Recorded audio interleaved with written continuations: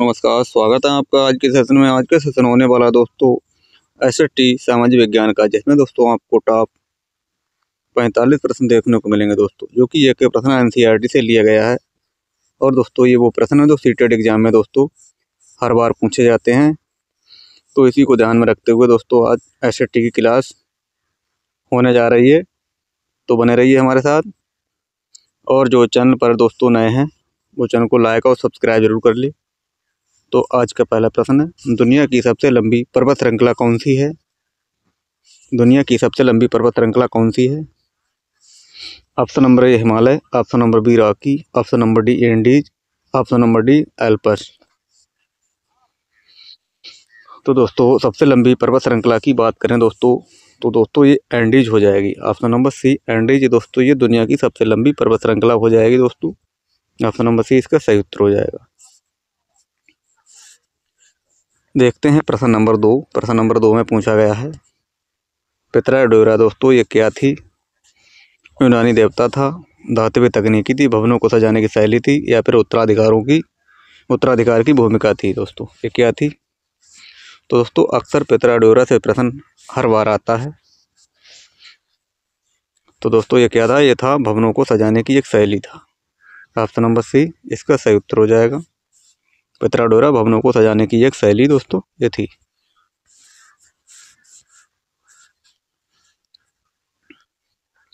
प्रश्न नंबर है 3, निम्न में से ऊर्जा के परंपरागत स्रोत के समूह का पहचान दोस्तों करना है आपको। ऑप्शन नंबर ए जल विद्युत, भूतापीय ऊर्जा, ज्वारीय ऊर्जा। ऑप्शन नंबर बी परमाणु ऊर्जा, सौर ऊर्जा, जल विद्युत। ऑप्शन नंबर सी खनिज तेल, प्राकृतिक गैस, ईंधन। ऑप्शन नंबर डी कोयला, ईंधन, बायोगैस। प्रश्न नंबर 3 का आपको उत्तर बताना है। तो ऊर्जा के परंपरागत स्रोत का दोस्तों पहचान करना क्या हो जाएगी दोस्तों? ये ऑप्शन नंबर सी खनिज तेल, प्राकृतिक और ईंधन दोस्तों। ऑप्शन नंबर सी इसका सही उत्तर हो जाएगा। प्रश्न नंबर 4 है, निम्नलिखित में से किसको भारत में राज्य का पहला नागरिक कहा जाता है? राज्य का दोस्तों पहला नागरिक पूछा गया है, किसको कहा जाता है? गृह मंत्री, राज्यपाल, मुख्यमंत्री, उच्च न्यायालय का मुख्य न्यायाधीश। तो दोस्तों राज्य का पहला नागरिक दोस्तों ये राज्यपाल को कहा जाता है। ऑप्शन नंबर बी इसका सही उत्तर हो जाएगा, राज्यपाल।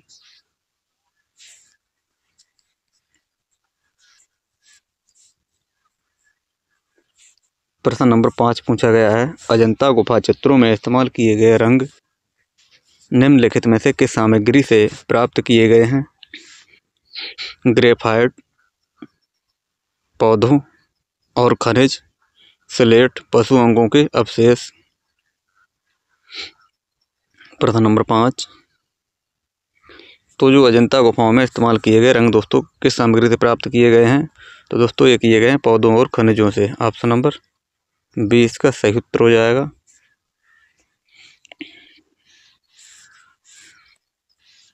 प्रश्न नंबर देखते हैं 6। प्रश्न नंबर 6 में पूछा गया है, निम्नलिखित में से कौन सा बौद्ध धर्म के त्रिरत्नों में से नहीं है? धम्म, अहिंसा, संघ, बुद्ध। बौद्ध धर्म के त्रिरत्नों में से कौन सा नहीं है? दोस्तों ये अहिंसा नहीं है। ऑप्शन नंबर बी अहिंसा इसका सही उत्तर हो जाएगा। इसी प्रकार के प्रश्न सीटेट एग्जाम में दोस्तों एसएसटी के सब्जेक्ट में पूछे जाते हैं, तो दोस्तों बने रहिए शुरू से लेकर आखिर तक।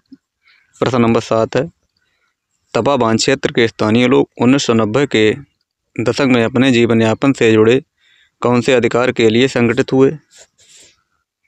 उद्यान, कृषि का अधिकार, व्यवसायिक वन पालन का अधिकार, खेती करने का अधिकार, मछली पकड़ने का अधिकार। तो तवा क्षेत्र के दोस्तों स्थानीय लोग 1990 के दशक में अपने जीवन यापन से दोस्तों किसके लिए अधिकार के लिए संगठित हुए थे? तो दोस्तों ये हुए थे मछली पकड़ने के अधिकार के लिए। ऑप्शन नंबर डी इसका सही उत्तर हो जाएगा दोस्तों, मछली पकड़ने के अधिकार के लिए दोस्तों। प्रश्न नंबर 8 है, निम्नलिखित में से कौन सा राज्यों का संयोजन त्रिविभाजन संघर्ष में दोस्तों शामिल था? Option number A Rashtrakuta, Pala, Gurjara Pratihara. Option number B Pala, Chola, Gurjara, Pratihara. Option number C Chola, Rashtrakuta, Pala. Option number D Pala, Pallava, Rashtrakuta. प्रश्न नंबर 8 है दोस्तों, त्रिविभाजन संघर्ष में दोस्तों कौन सा शामिल था? तो दोस्तों ये हो जाएंगे option number A Rashtrakuta, Pala, Gurjar और प्रतिहार। ऑप्शन नंबर ए इसका सही उत्तर हो जाएगा।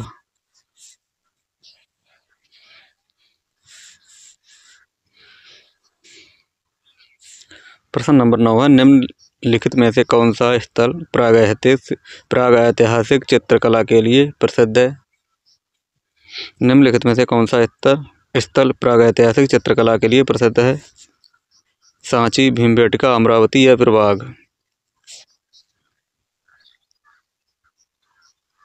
तो दोस्तों ये भीमबेटका इसका सही उत्तर हो जाएगा। ऑप्शन नंबर बी भीमबेटका इसका सही उत्तर हो जाएगा। ऑप्शन नंबर बी इसका सही उत्तर हो जाएगा। प्रश्न नंबर देखते हैं 10, हेमनद के निक्षेपण को कहा जाता है, क्या कहा जाता है? हेमनद के निक्षेपण को क्या कहा जाता है? तटबंध, समुद्री गुफा, हिमोड़ या फिर लोएस?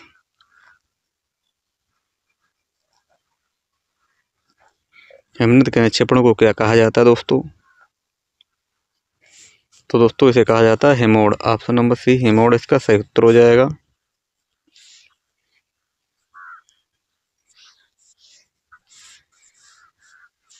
प्रश्न नंबर 11 देखते हैं, भारत का संविधान कब अपनाया गया था? 26 नवंबर 1947 को। ऑप्शन नंबर बी 26 नवंबर 1949 को। ऑप्शन नंबर सी 26 जनवरी 1950 को। ऑप्शन नंबर डी 15 अगस्त 1947 को। तो भारत का संविधान कब अपनाया गया था दोस्तों? तो ये अपनाया गया था 26 नवंबर 1949 को। ऑप्शन नंबर 20 का सही उत्तर हो जाएगा। प्रश्न नंबर देखते हैं 12। प्रश्न नंबर 12 में पूछा गया है, भारत में ग्राम पंचायत कितने वर्षों के कार्यकाल के लिए चुना जाता है? 4, 5, 3 या फिर 6?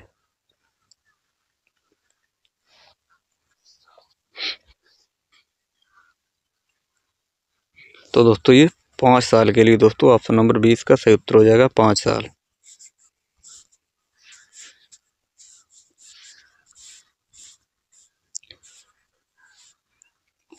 प्रश्न नंबर देखते हैं 13। प्रश्न नंबर 13 में पूछा गया है, ऐतिहासिक स्थल वह है जहाँ क्या होता है? अतीत के स्मृति से अवशेष मिलते हैं। ऑप्शन नंबर बी उत्खनन के क्रियाकलाप होते हैं। ऑप्शन नंबर सी इतिहास प्रिय लोग जुड़ते हैं। ऑप्शन नंबर डी इतिहासकार इतिहास लिखते हैं। तो ऐतिहासिक स्थल क्या होता है दोस्तों? तो ये होता है ऑप्शन नंबर ए अतीत के स्मृति से अवशेष मिलते हैं। ऑप्शन नंबर ए इसका सही उत्तर हो जाएगा।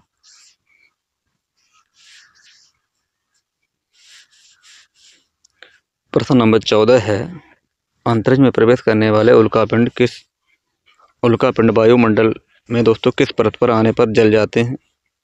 ऑप्शन नंबर समताप मंडल। ऑप्शन नंबर बी मध्यमंडल। ऑप्शन नंबर सी वायुमंडल। Option number D बहिर्मंडल।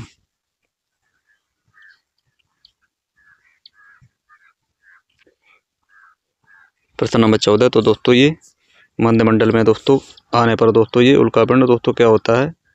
ये जल जाते हैं। ऑप्शन नंबर 20 का सही उत्तर हो जाएगा मध्यमंडल।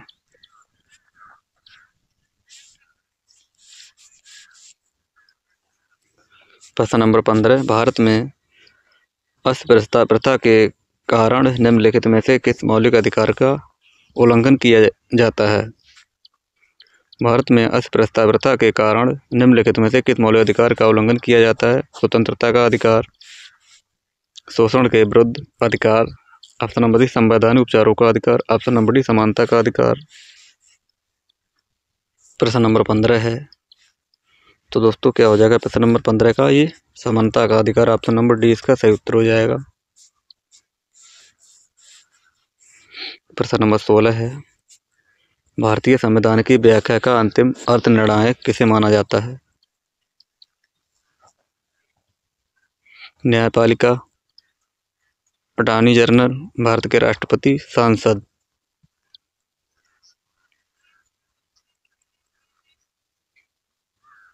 तो दोस्तों किसे? ये न्यायपालिका को। ऑप्शन नंबर ए इसका सही उत्तर हो जाएगा न्यायपालिका।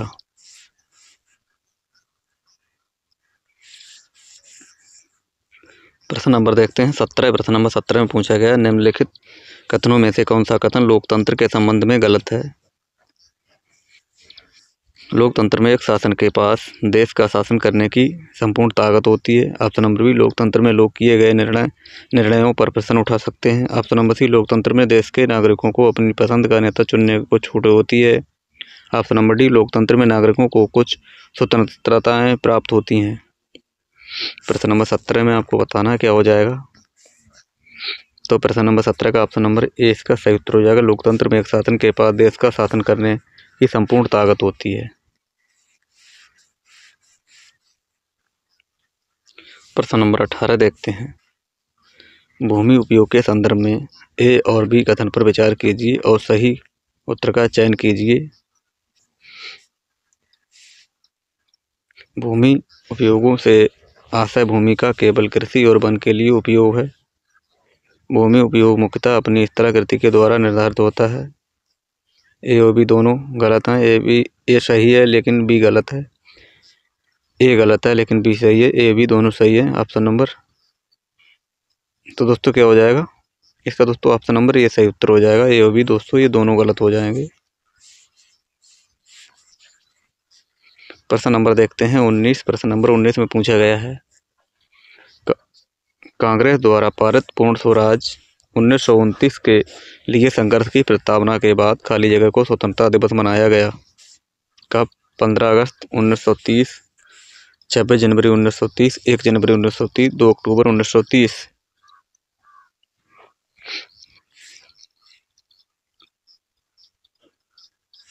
प्रश्न नंबर 19 का आपको उत्तर बताना है दोस्तों। तो दोस्तों ऑप्शन नंबर बी 26 जनवरी 1930 को दोस्तों ये मनाया गया था। ऑप्शन नंबर 20 का दोस्तों ये सही उत्तर हो जाएगा। Option number B.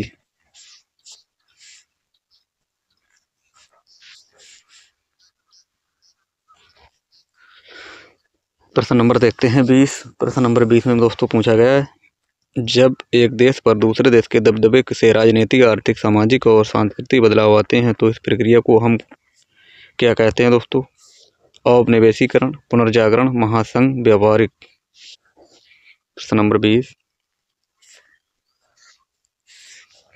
तो दोस्तों हम क्या कहते हैं दोस्तों, उसे कहते हैं औपनिवेशीकरण। ऑप्शन नंबर ए इसका सही उत्तर हो जाएगा। औपनिवेशीकरण, औपनिवेशीकरण ऑप्शन नंबर ए सही उत्तर हो जाएगा। प्रश्न नंबर देखते हैं 21। भारत के सर्वोच्च न्यायालय में न्यायाधीशों की संख्या कितनी है। 34, 33, 31, 30। तो भारत के सर्वोच्च न्यायालय में न्यायाधीशों की संख्या कितनी हो जाएगी। तो दोस्तों ये हो जाएगी 34। ऑप्शन नंबर ए इसका सही उत्तर हो जाएगा। प्रश्न नंबर देखते हैं 22। ऐसी राजनीतिक व्यवस्था जिसमें एक से ज़्यादा स्तर की सरकार हो उसे क्या कहा जाता है। गणतंत्रात्मक, संघवाद, धर्मनिरपेक्ष, उदारवादी। ऐसी राजनीतिक व्यवस्था जिसमें एक से ज़्यादा स्तर की सरकार हो उसे क्या कहा जाता है। तो दोस्तों उसे कहा जाता है संघवाद। ऑप्शन नंबर बी संघवाद इसका सही उत्तर हो जाएगा।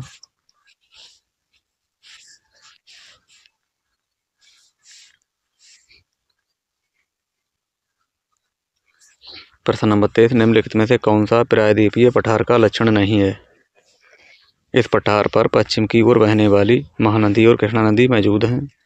ये उत्तरी मैदानों के दक्षिण में स्थित है। इसके उत्तर पश्चिम में अरावली श्रृंखला स्थित है। यहाँ कोयला एवं लौह अयस्क जैसे खनिज की प्रचुरता है। प्रश्न नंबर 23। तो प्रश्न नंबर 23 का ऑप्शन नंबर ए इस पठार पर पश्चिम की ओर बहने वाली महानदी और कृष्णा नदी मौजूद है। ऑप्शन नंबर ए इसका सही उत्तर हो जाएगा। प्रश्न नंबर 24। विशिष्टताद्वैध का सिद्धांत 11वीं शताब्दी में प्रस्तावित किया गया कब, किसके द्वारा किया गया था दोस्तों। सुखाबाई द्वारा, रामानुज द्वारा, बसवन्ना द्वारा, एकनाथ द्वारा। प्रश्न नंबर 24। तो दोस्तों किसके, रामानुज के द्वारा। ऑप्शन नंबर 20 का सही उत्तर हो जाएगा।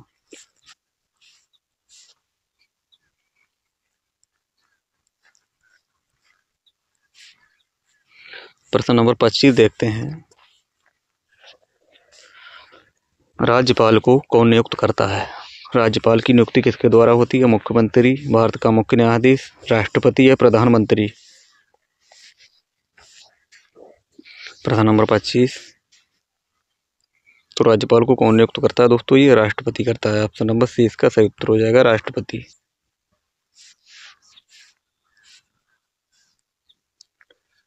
भूकंप चर्चा के दौरान व्यवहारिक कौशल अधिगमकर्ताओं में विकसित करने हेतु शिक्षा को बल देना चाहिए दोस्तों। किस पर? हालिया भूकंपीय घटना पर चर्चा करना, भूकंप से जुड़ी गतिविधियों का प्रदर्शन करना, भूकंप के प्रकार, भूकंप के दौरान बरती जाने वाली सावधानियां। प्रश्न नंबर 26 है दोस्तों। तो आप क्या करेंगे इसमें? तो दोस्तों इसमें आप करेंगे भूकंप के दौरान बरती जाने वाली सावधानियां दोस्तों क्या क्या हो सकती हैं? ऑप्शन नंबर डी इसका सही उत्तर हो जाएगा।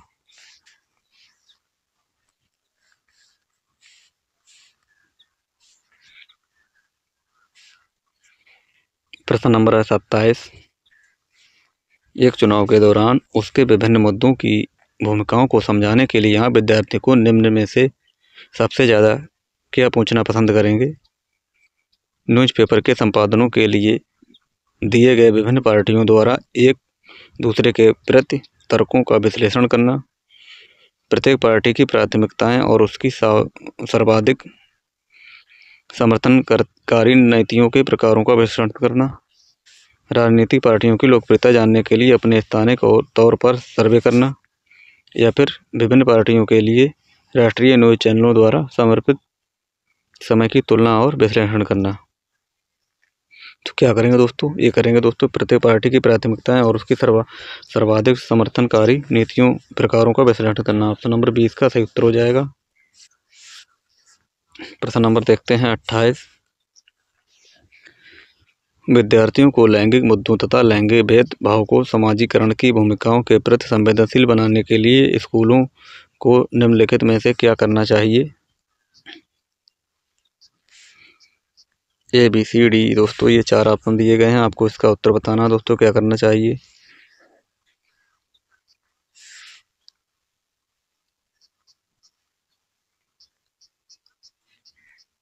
प्रश्न नंबर 28। तो दोस्तों अध्यापकों को केस अध्ययन के लिए कहना चाहिए और उनसे अच्छे उदाहरण मांगने चाहिए। ऑप्शन नंबर इसका सही उत्तर हो जाएगा।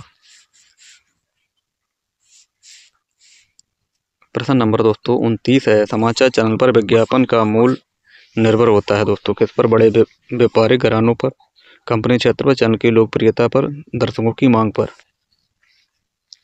प्रश्न नंबर दोस्तों 29।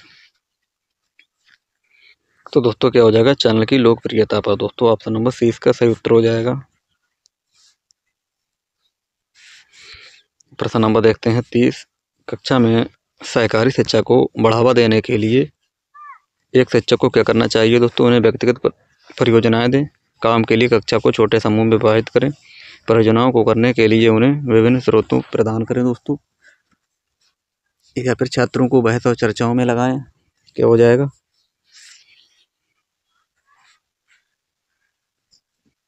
प्रश्न नंबर 30। तो दोस्तों छात्रों को बहस और चर्चाओं में लगाएं। ऑप्शन नंबर डी इसका सही उत्तर हो जाएगा। प्रश्न नंबर देखते हैं 31। प्रश्न नंबर 31 में पूछा गया है शिक्षार्थियों का सामाजिक विज्ञान विषय में कला के माध्यम से आकलन करने का सबसे उचित कारण चुनिए।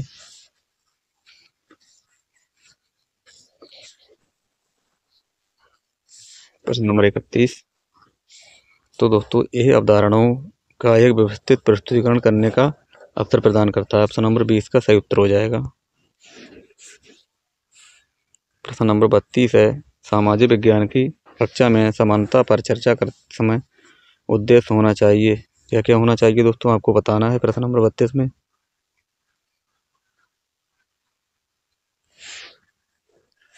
तो दोस्तों प्रश्न नंबर 32 में क्या हो जाएगा दोस्तों? ये तीनों सही हो जाएंगे दोस्तों। ऑप्शन नंबर सी इसका सही उत्तर हो जाएगा। A, B और C इसके सही उत्तर हो जाएंगे।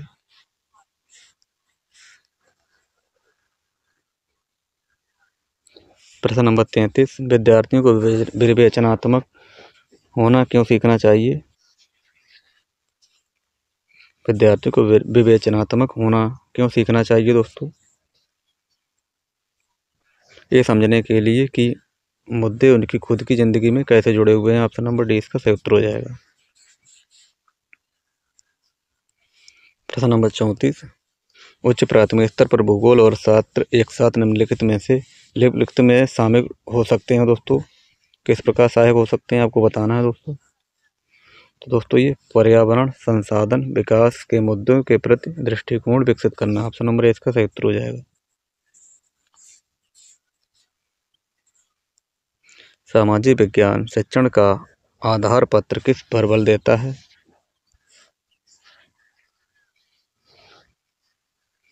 दोस्तों ये देता है विभिन्न मतों का सम्मान करना तथा विचारों व अभ्यासों का परीक्षण करना। ऑप्शन नंबर ए इसका सही उत्तर हो जाएगा।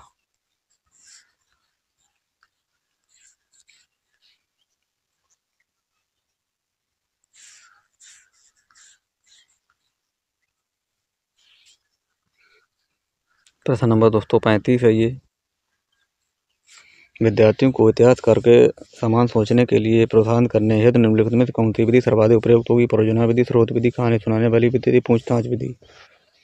प्रश्न नंबर 36, तो दोस्तों ये स्रोत विधि इसका सही उत्तर हो जाएगा।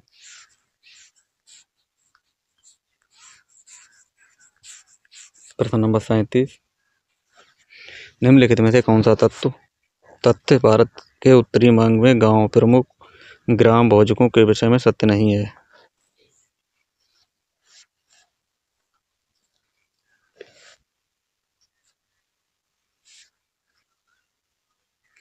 तो ऑप्शन नंबर 20 का सही उत्तर हो जाएगा।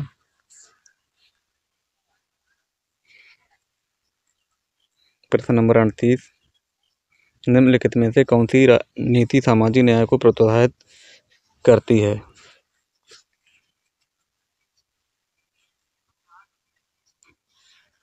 तो ए और बी दोनों इसके सही उत्तर हो जाएंगे। निम्नलिखित में से कौन सी मृदा संरक्षण की विधि नहीं है।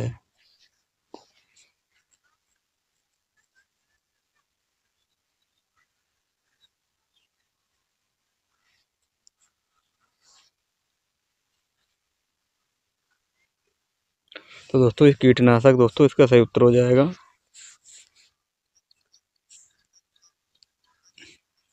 प्रश्न नंबर 40 दोस्तों है ये आज का अंतिम प्रश्न हो जाएगा दोस्तों। हिंदू उत्तराधिकार संशोधन नियम 2005 के अनुसार दोस्तों निम्नलिखित में से क्या सत्य है दोस्तों। तो ये पुत्रों पुत्रियों और उनकी माताओं का पारिवारिक संपत्ति के बराबर हिस्सा होता है। ऑप्शन नंबर ए इसका सही उत्तर हो जाएगा दोस्तों। दोस्तों ये रहे आज के दोस्तों टॉप 40 प्रश्न। आपने इन प्रश्नों में से कितने प्रश्न सही किए हैं इसका उत्तर आपको कमेंट बॉक्स में बताना है। आज के लिए इतना है दोस्तों, मिलते हैं कल, तब तक के लिए दोस्तों धन्यवाद।